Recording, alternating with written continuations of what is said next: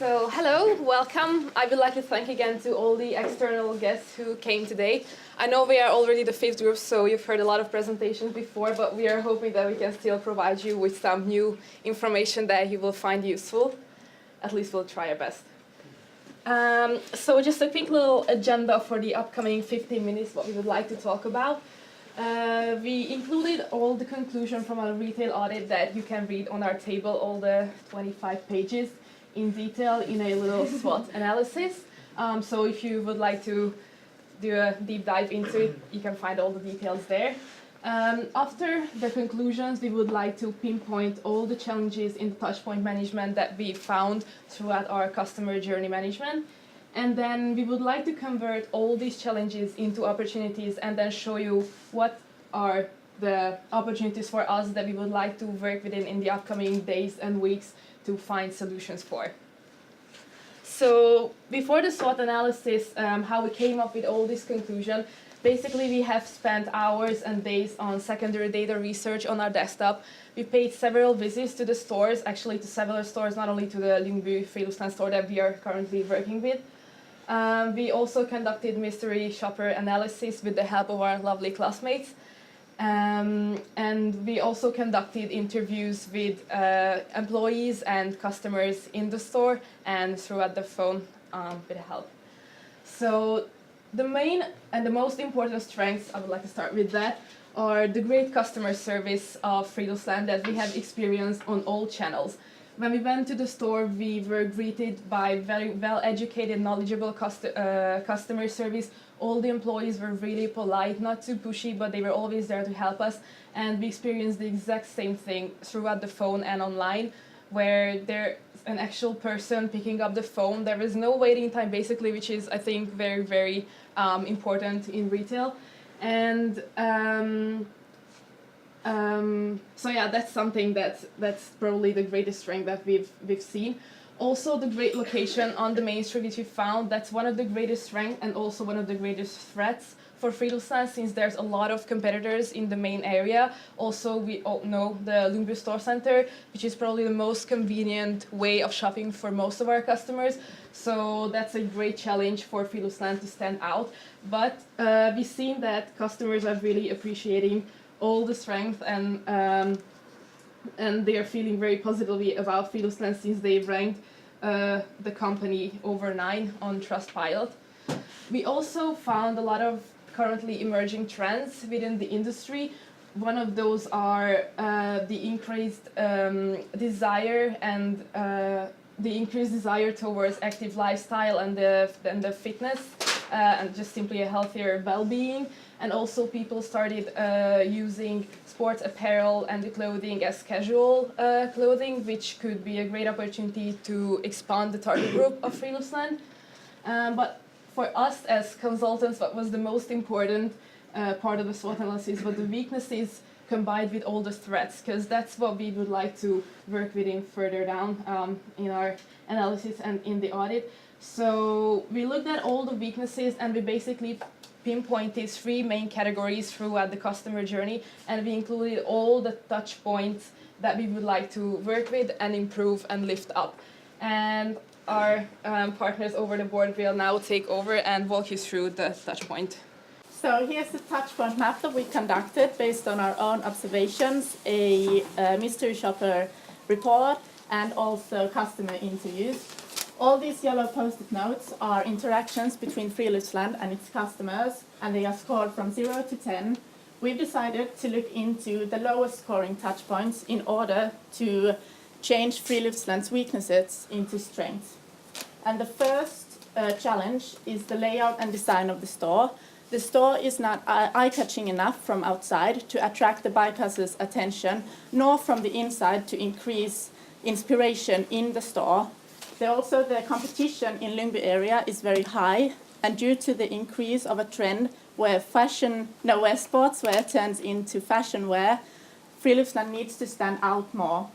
We also saw pictures, and we visited the store in Naport, where we can see that Friluftsland here in Lyngby. This one is the storefront from the shop in Airport, and this one is the Lyngby facade here. So we see that they don't look the same. And we found out that the atmosphere, the overall atmosphere, ambience, and inspiration in other stores are better than the one here in Lyngby. So we would like to show here, this is the photo from the report. We see that there's a lot more space, a lot more airiness and space to walk around. Whereas here, the main problem with the display and the visual merchandise is the number of products being on display. Because we know that basically the same amount of brands are represented in the other stores as well. It's just the number of products which are not shown on display. So yeah, that creates that basically little cluttered feeling in store. And now moving on to the second category of our challenges. And then another challenge that we recognized was their website and web shop, as well as their social media. And we noticed with their website that it is a very outdated look. It doesn't represent the brand's values or the quality. And this is very important because we need the customers to understand what we're actually selling. The store, when you look at the website, we can see it's very messy, it's very cluttered like the store. It has a lot of buttons and a lot of discount tillable features everywhere. And this is very important for Friluftsland to focus on, because in Denmark we've seen a 14% increase in e-commerce in 2015, and it's only expected to increase 10% annually. So we need to attract customers with our website in order to use another channel to grow sales. Another challenge that we mentioned was that the website is not user-friendly. As you can see, we have way too many options, way too many categories, and there's no direct theme or any inspiration that you can get from here. And also another challenge is that the website is not compatible with smartphones or tablets, which is also very important because retailers are spending a lot of money on mobile technology, as we see an increase on online shopping, just like our persona Anders, who shops online for savings and convenience. And another trend that we can see is that 35% of customers are now web women, which means that they look online and get inspiration online and then go shop in stores. And 20% are getting inspiration online and shopping online, which makes it crucial for 55% of customers to be able to be attracted and inspired by the website. And then we also looked into their customer relationship management and their membership solutions, which we found that Friluftsland has none. Very little to no membership and loyalty programs besides the newsletter that they send out. And the newsletter has very little customer data which we gain from it, which means that we cannot personalize or customize any of our promotional deals, as we only get our customers' email and address from deliveries and newsletters. And one of our competitors is Spider Sports, who has a loyalty program, and we need to just like to join this about getting a membership and a loyalty program, because we need to lower the churn rate of how easy it is for customers to switch from our brand to another brand. So now we've mentioned quite a lot of challenges that Friluftsland is facing, and I would like to turn these into opportunities and tell you how Friluftsland or we could work with and solve these issues. Yes, because we want to turn this into opportunities and to benefit from, for instance, the great location at Lyngby Hovedgade. It's compared to our competitors. We know many people in Lyngby will go from the station to Lyngby Storcenter, and here is Friluftsland, one of the stores that they will pass. But as said, is one of the stores they will pass. So they will maybe pass 20 different stores, and that's why it's extremely important to stand out in order to create that inspiration, especially here in the holiday periods when people walk by.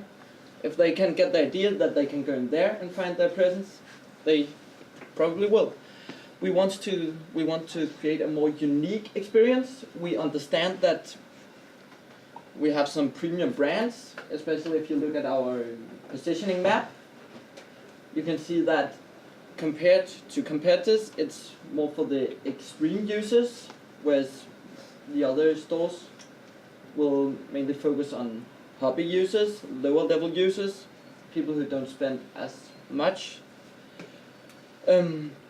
But in order to create that unique experience, we also understand that it might not be the same high-end experience they want from our store as they want in other fashion areas as Chanel and so on. You want something special. Here you really want customer service who looks like they know the whole outdoor life, which they do at the moment.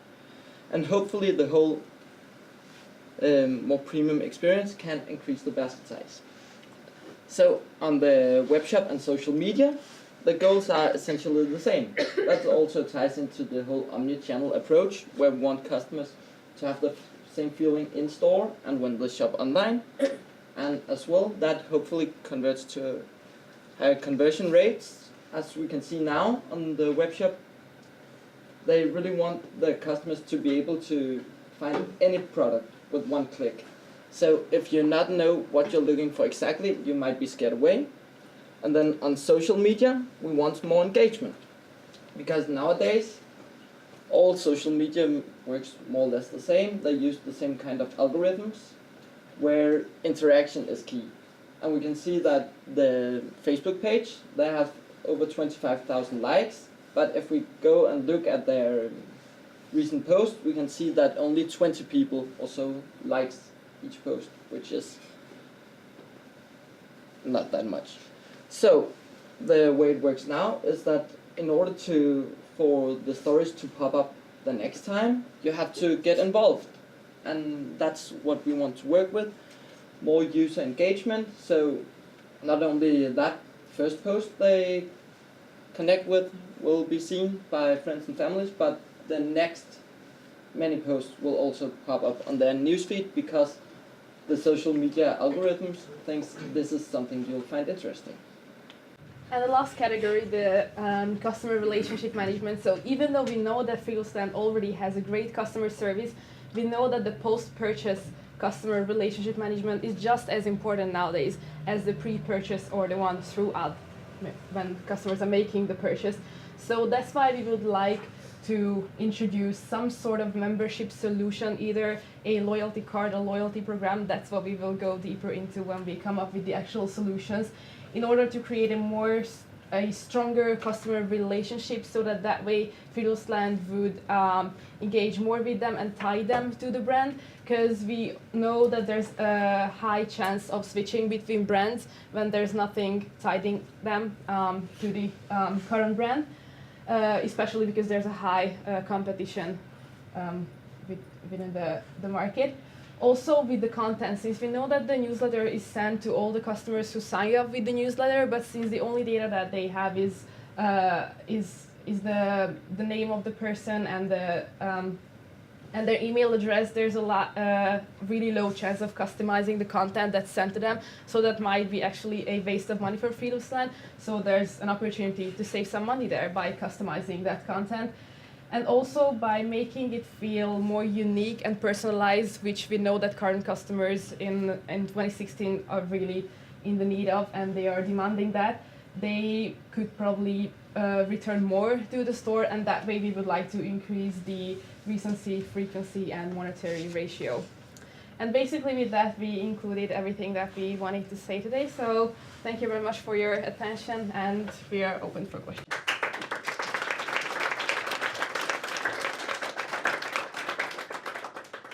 Thank you very much. Question? Yes, John? Yep. We're working with that before. Google has described this so-called zero moment of truth. When you as a customer go and search for or compare prices before you even enter the shop or from your mobile device. Have you, maybe you said that the web page is not mobile friendly, but do they have any other, are they present on Google? Can you find them on the maps? Can you see the opening times, or do they have like a mobile app or anything? Have you just kind of like dived into this area, or maybe considered We did this? analyze the website in quite detail, but that's where we found that it is, even though they are present on social media, they have a beautiful blog, but that's where we felt the inconsistency between the platforms. So even though they have the beautiful blog, people don't see that. They see the website because that's what's mostly presented and mostly promoted, but that's quite outdated, and that doesn't represent the values of the brand, which, for example, the blog does. So maybe there should be some more focus put on that channel and on that platform, so that people would, for example, if someone would like to do research before making the purchase, the blog is a really great platform for that, because people post their own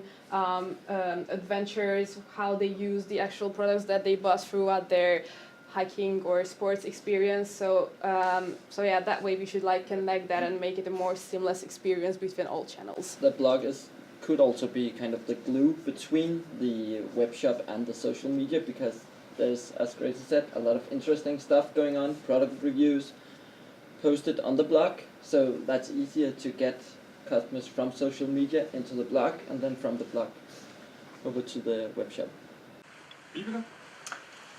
You seem to talk a lot about loyalty cards and membership of these loyalty clubs. And I seem to recall that once there were quite a strong movement talking against increasing the number of loyalty cards as a general trend. I'm just wondering whether you have investigated whether that is the case. It might not be the discounts itself that's the biggest factor in those loyalty cards, but as we talked about, moving from where we are now to a more omnichannel approach, you really need that data. So by getting that loyalty card, it might not get you that many extra customers, because as said, other stores also has those maybe 5% discount. But if you can get that every time the customer goes into the store and use their card, or if they shop online and log in, if you have that data, you can use that. For instance, some people, especially here in Denmark, many people, their main adventure is ski trips. So they might not be interested in getting all the hiking boots news and what else is going on throughout the summer. And so if you keep sending them, pushing them the generic newsletter, they might get fed up and unsubscribe, or it may be pushed to the spam folder. Whereas if you can personalize it and you know, okay, they invested in this and this and this is their type of adventure, so they fit into this box, this could be interesting for them. Because we know that back in... So it's more, I think from our point of view, it's more about the data than... But you would still need the customers to sign up. Yeah, but the solution might not be a loyalty card. It could also be just a way for Friluftsland to provide a more personalized service. Okay. So that's what we are coming up with. We know that, for example, you're looking into what should actually make me as a customer sign up. Yeah. Because otherwise I'll end up with these. So it works both ways. So the Friluftsland gains something and the customer. Because you know that back in the old days, if we had to draw the industry in a pyramid, there were all the retailers dictating the tempo and everything and all the offers. But nowadays it turned, and now it's the individuals telling basically the retailers what they want, and they expect them to provide them with that. And that's why we feel that that personalization would be needed. And probably also here where all this new technology will work, since going away from the traditional old-fashioned loyalty card that I need to have in my wallet to it will recognize me just by my phone or whatever when I enter the shop and so on, so which you have also talked a little bit about. I had just not a question but a comment, because this was the third time today that we heard that physical retailers, they need to reduce the number of SKUs in the shop, have a more clean shop, fewer products, and so on. We heard it from Matas, we also heard it from Jack & Jones. You mentioned that the Sportmaster, they already done that, to some extent at least. And that's quite interesting, because we had, on the other side, we had Boost.com giving us a lecture last week as an online pure player retailer, where they said the opposite for online. Well, big is better, they said, basically. And they have more than 350,000 different SKUs in their assortment and increasing, right? So that's quite interesting. I would say it might also be about the products. We all know how difficult it is to fit 1 or 2 winter jackets into our own closet at home. So we can see that now we have Friluftsland, who has how many? 100, 200 jackets in store. So it automatically, that just takes up a lot of space, and that might also influence our point of view in the store. Okay, I would like to comment on that, actually, because I have a very good example. We have in the smaller shops, of course, it's impossible to show all the generic products we have.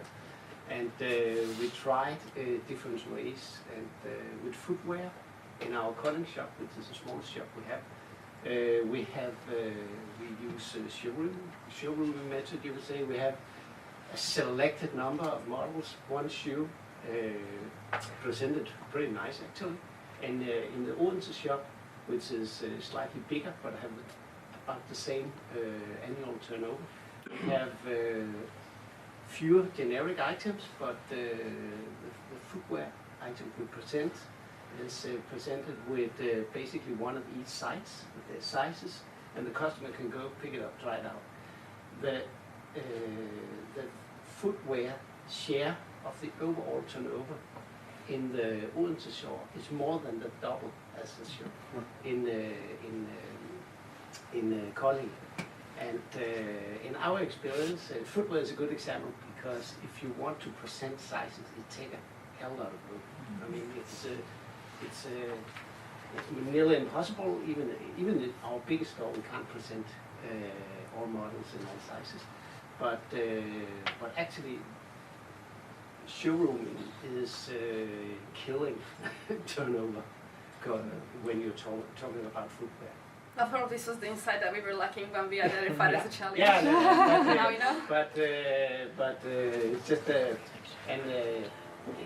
well, it's a big thing about showrooming. But actually, in my opinion, Apple is a really bad example because Apple is not really showroom because they show basically every product they have in their line in total in the shops. But the great thing about Apple is they have very few products, so it's very easy to show every product. And then they have quite a lot of space to show that too. But I agree with you on some products, but it's difficult. I mean, if you go to that supermarket or co-op and you started doing showroom, you turn over with so it's there's a fine line between these things, but it's and I think you have to make real experiments in the shop. See what works, what doesn't work. Very interesting. Thank you very much. And actually, I have one comment. I'm really happy to say that we already took action on one of your points because we have a new website ready for launch with the main focus to be mobile. We work on mobile platform. It's like shit now. It was good that you identified that. Yes. No, but it's. I mean, it's nice to know that we're working in the right direction. Thank you very much.